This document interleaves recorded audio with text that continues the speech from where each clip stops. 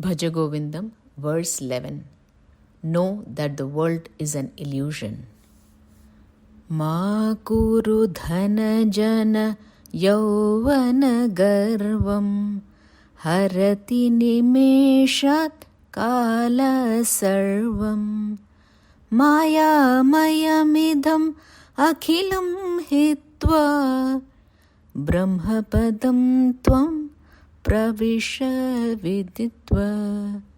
Bhaja Govindam, Bhaja Govindam, Govindam Bhaja Mudhamate.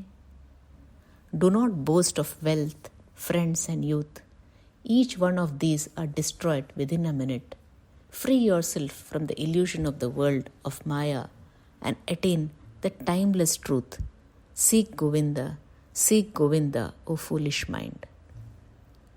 Let us listen to a story based on this verse. A great master had a big monastery with 500 monks, and they were all practicing the path of self-remembering. Self-remembering is one of the paths Buddha has recommended. One man entered into the monastery as he wanted to become a disciple. The master accepted him, but he was a very simple man from a village, almost uneducated. The master told him, "Your job is cleaning the rice in the kitchen." It was a big kitchen which had to feed 500 monks. The poor man was cleaning the rice before sunrise and late into the night. He had no time to go to the sermons, to go to the prayers. He had no time to read the scriptures or listen to the wise talks. Those 500 monks were great scholars, and the monastery was known all over the country. 20 years passed, and the man continued just cleaning the rice and doing nothing. He forgot even to count the years. What was the point? He forgot the days, the dates, and finally he became suspicious about his own name. For 20 years, nobody had used it. Nobody had called him by his name. Perhaps it was his name, perhaps it was not. For 20 years continuously, he was doing one small thing, cleaning the rice, from the moment he woke up until he went back to the bed again. The master declared that his time to depart from the body had come. He wanted to choose his successor, and the way he did it was in this manner. Anybody who thinks he has succeeded in self-remembering should write on the wall of my hut some insight which shows that he has seen the truth. One person who thought to be the greatest scholar in the commune tried, but he was so afraid to write the sentence there because it was not his insight. He knew it was not his insight. It was just borrowed from the scriptures. It was not his experience, and it was difficult to deceive the master. In the morning, the master came out and asked the servant to erase what had been written and said, "Find out who is this who has spoiled my wall." It is said that the great scholar had not even signed out of fear that he would be caught. If the master appreciated that this was really a great insight, then he would come out and say, "I have written it." Otherwise, he would remain silent. Who knows? Out of the 500 people, anybody could have done it. Almost 12 great scholars tried, but none of them had the courage to sign his name. And the master behaved in the same way. He erased the line and said, "None of you has come to the point of self-remembering. You all have been feeding the ego in the name of self. I reminded you again and again, but having a big ego is such a joy. And a spiritual ego, the other worldly ego, the divine ego, becomes even more delicious. Now, I will have to find the person myself." In the middle of the night, the master went to the man who had come 20 years ago. For 20 years, the master had not seen him. He had simply been cleaning rice. He woke the man up. The man asked the master, "Who are you?" Because 20 years, he had just seen him once for a few seconds when he was initiated.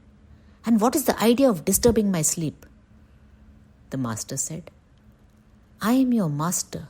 You have forgotten. Do you remember your name?" The man said, That is the difficulty. The work you have given me is such that it needs no name, no fame, no scholarship, no austerities. It is so simple that I have forgotten everything. I cannot be certain that this is my name. A few names come to my mind and I cannot decide which one is mine. But I am grateful to you.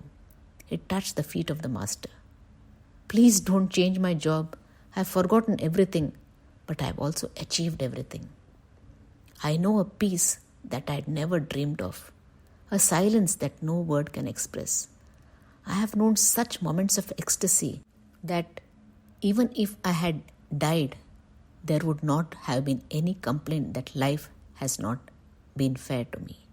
It has given me more than I was worthy of. Just don't change my job. I am doing it perfectly well. Has somebody complained about my work? The Master said, No, nobody has complained. But your job has to be changed because I am choosing you as my successor. The man said, I am only a rice cleaner. I don't know anything about being a master or a disciple. I know nothing. Please forgive me. I don't want to be your successor because I cannot handle such a big job. I can handle only rice cleaning. The Master still insisted, You have achieved that which others have been trying to achieve but have failed. You have achieved it because you were not trying. You were simply doing your small work. Slowly, there was no need for thinking, no need for emotions, no need for anger, no fight, no comparison, and no ambition. Your ego died, and with the ego died your name. You are not born with a name. It is the ego that is given a name. That is the beginning of the ego. With the death of the ego, you even forgot your own master because it was the ego that brought you to me. Up to that moment, you were on a spiritually ambitious trip. You are absolutely the right person. So take my robe, my hat, my sword, which have always been given by the Master to the successor. But remember one thing. Take them and escape from this monastery as far as you can because your life will be in danger. All these 500 egoists will kill you. You are so simple and you have become so innocent that if they ask you for the robe, the sword, the cap, you will give it to them. You simply take them and go as far away as you can into the mountains. Soon, people will start arriving to you just as the bees start finding their way towards the flowers when the flowers blossom. You have blossomed. You need not bother about the disciples. You simply remain silent in a faraway place. People will come to you. You simply teach them whatever you have been doing. But, he said, I have received no teaching and I don't know what to teach them.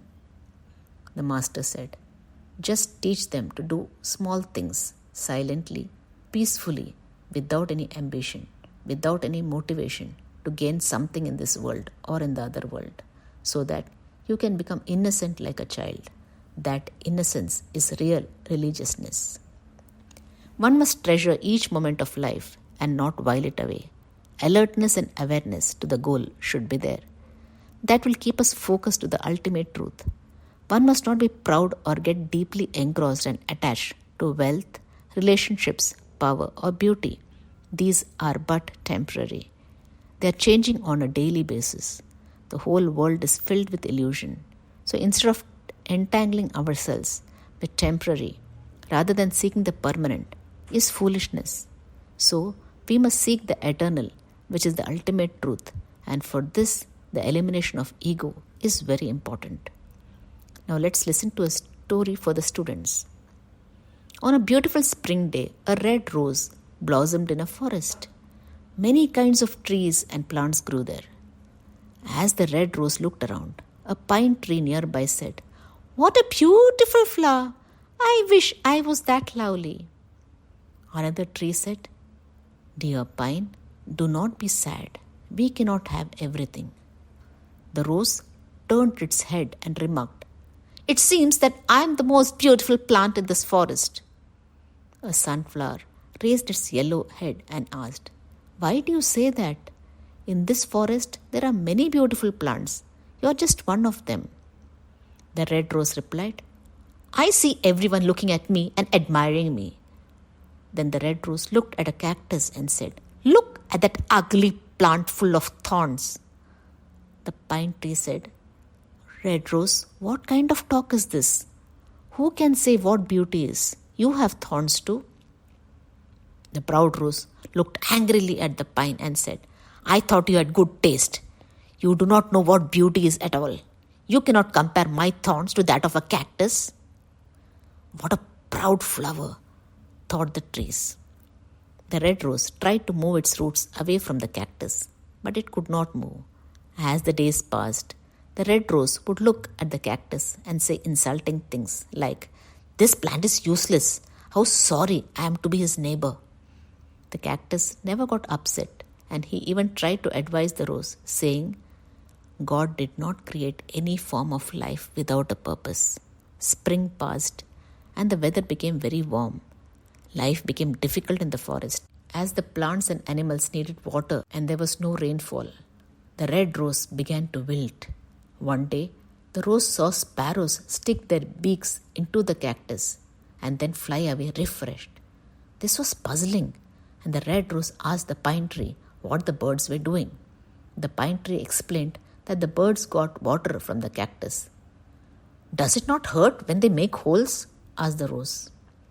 "Yes, but the cactus does not like to see any birds suffer," replied the pine. The rose opened its eyes in wonder and said, "The cactus has water?" "Yes, you can also drink from it. The sparrow can bring water to you if you ask the cactus for help." The red rose felt so ashamed of its past words and behavior to ask for water from the cactus. But then it finally did ask the cactus for help. The cactus kindly agreed, and the birds filled their beaks with water and watered the rose roots. Thus, the rose learnt a lesson and never judged anyone by their appearance again. Never judge anyone by their appearance. Appearances are deceptive.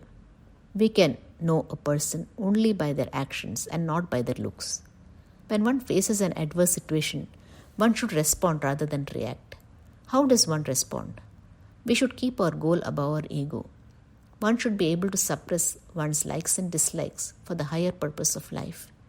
When one develops such forbearance and humility and keeping personal feelings on hold, then one shall be able to achieve one's goal and succeed in life. Values are very important to be inculcated at a young age. Young minds can be molded in the right direction to distinguish between right and wrong. Children should be taught to take pride and feel good about their achievements, but not be arrogant about it. How bloated ego can bring down people can be explained to children through various stories. The importance of cultivating humility should be stressed through inspiring stories from great people's lives. Jai Sai Ram.